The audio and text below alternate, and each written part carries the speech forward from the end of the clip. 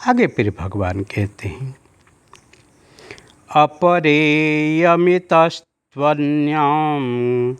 प्रकृतिं विद्धि मे परां जीवभूतं महाबाहो ययेदं धार्यते जगत्। अपरा इयम् इतः तु अन्यां प्रकृतिं विद्धि मे परां जीवभूतं महाबाहो यया इदं धार्यते जगत्।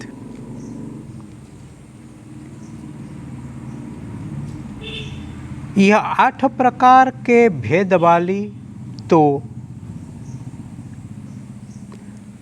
अपरा है, अर्थात मेरी जड़ प्रकृति है, और हे महाबाहो,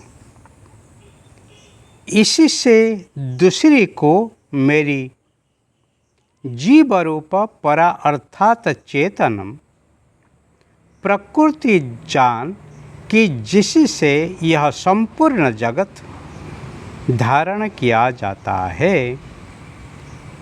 बहुत सुंदर बात है। भगवत कहते हैं यह 8 प्रकार भेद वालों जो मेरे प्रकृति है,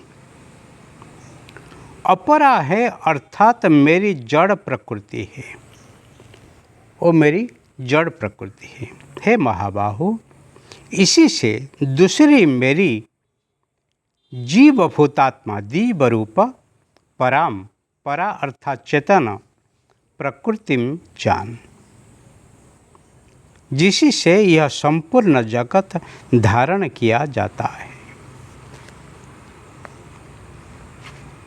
जो अष्टधा प्रकृति है भगवान की शक्ति स्फूर्ति से ही हो चलती है,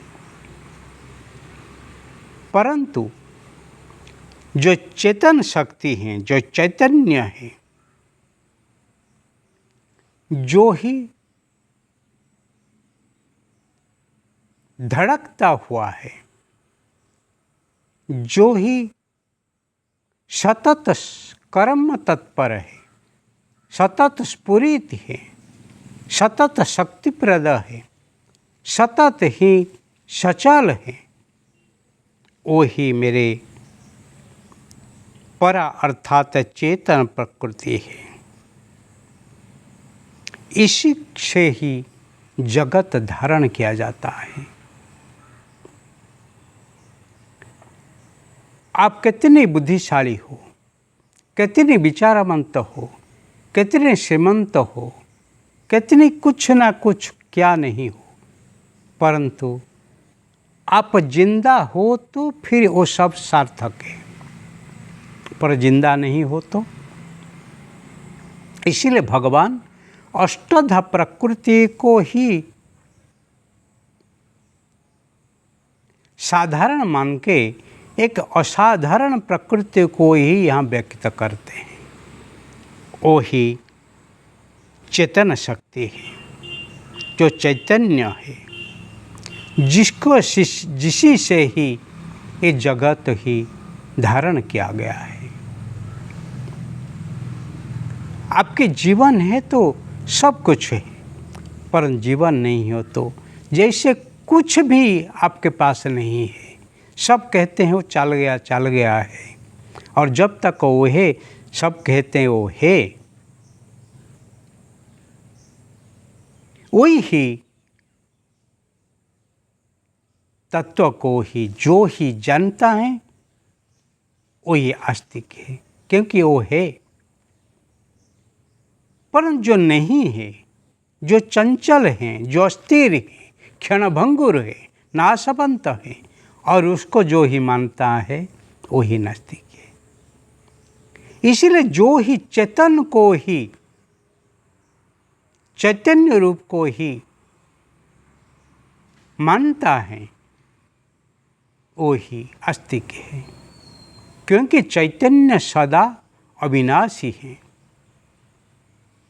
चैतन्य सदा अभिव्यक्त है, अखंड है। चैतन्य सदा एक है, इसीलिए वो ही ब्रह्म है। एकम ब्रह्म द्विजा नास्ति, ब्रह्म एक है, उसके सिवा दूसरा कुछ है ही नहीं, इसीलिए ही अद्वितीय वो है।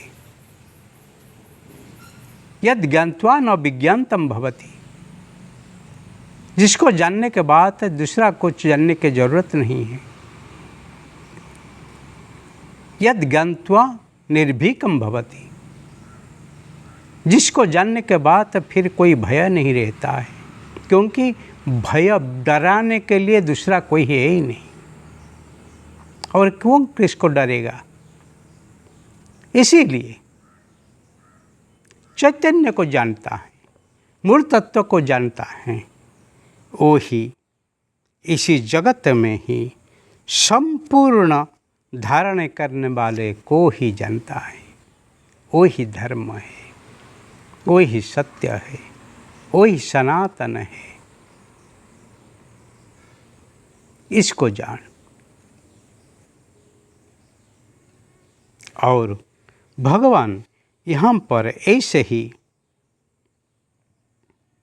अर्जुन को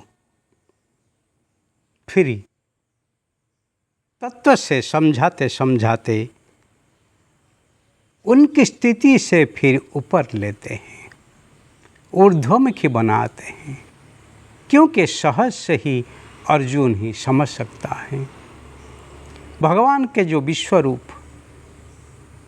भगवान के जो ही मूल रूप को ही वो ही समझ सकता है, देख सकता है, जान सकता है, अनुभव कर सकता है।